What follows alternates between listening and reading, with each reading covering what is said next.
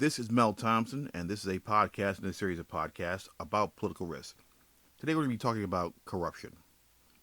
Foreign direct investors and companies are in a unique position in many nations due to their ability to pay wages or provide jobs and other necessary benefits for the effective and overall goal of completing the task at hand. In other words, they can actually pay their way through the investments and the tasks that need to be done to complete a business deal. They're coming in there with money. They're coming in there with infrastructure. They're coming in there with the ability to put together deals that are very large and constitute a whole entire investment or business deal. They are not just walking in the door with a piece here, a piece there.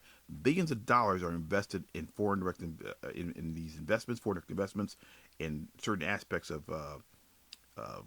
particular companies in these in host nations, and also by putting together new deals that create new companies. These are not just fly by night situations where you put a few dollars into something and you get a piece of the pie or you invest in a portion of it.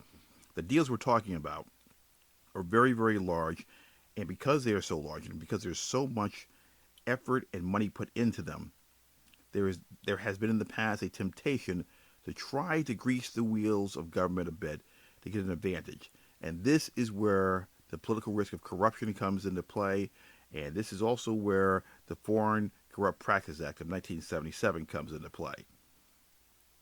Now, just so you know, that it is not unacceptable to economically help people through employment, even if their own government will not act. In other words, paying good wages, employing people, putting them to work on your projects is a great thing. It's a great opportunity for them. It's a great opportunity for you as a foreign direct investor or a company.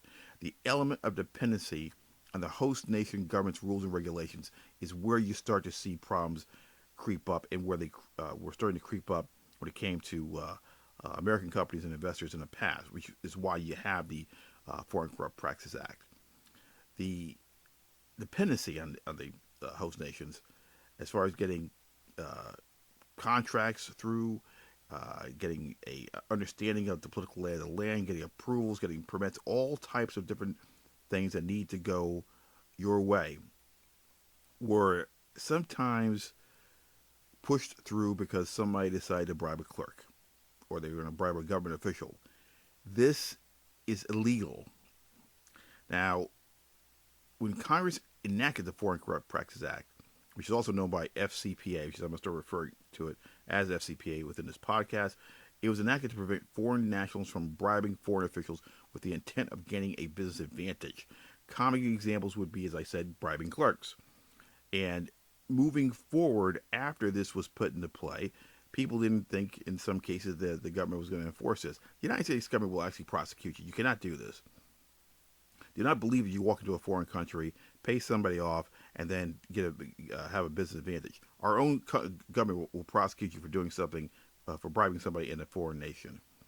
Does this put you at a disadvantage in some cases? Sure, it does, because many of these countries that you're going to be doing business in certain areas, some of them do not have the most above board practices, and many people will take a bribe. But that does not mean that you, as a U.S. Company or citizen, investor, need to engage in such conduct. As a matter of fact, it is absolutely illegal to do so, and you will be prosecuted. But going back to my point, which is the element of dependency on investors and companies coming into these countries, that should be the catalyst to get things done. People will appreciate what you're doing.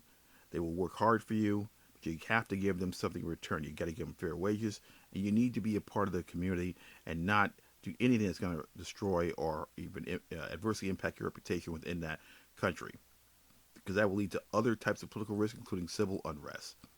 Another discussion for another day. But the bottom line with this particular podcast is this: corruption in these countries cannot be stopped by you or anybody else.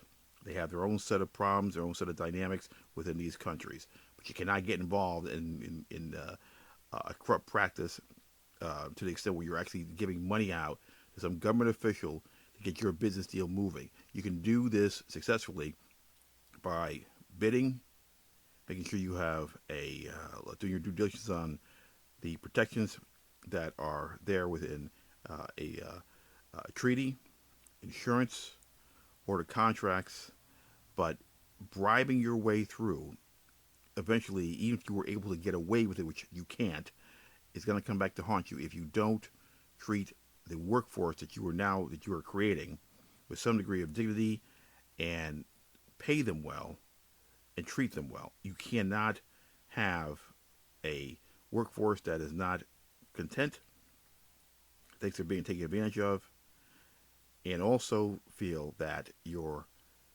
investment is going to work and it is protected just because you have a treaty in place or a contract or other or insurance. It doesn't work that way. You are the focus of the workforce. The workforce is the focus of the potential success of the investment, and anything other than focusing strictly on business, making things work by doing the right thing. Anything above and beyond that, meaning slipping money to people or government officials to make things move a little faster, is never a good idea. It'll never work.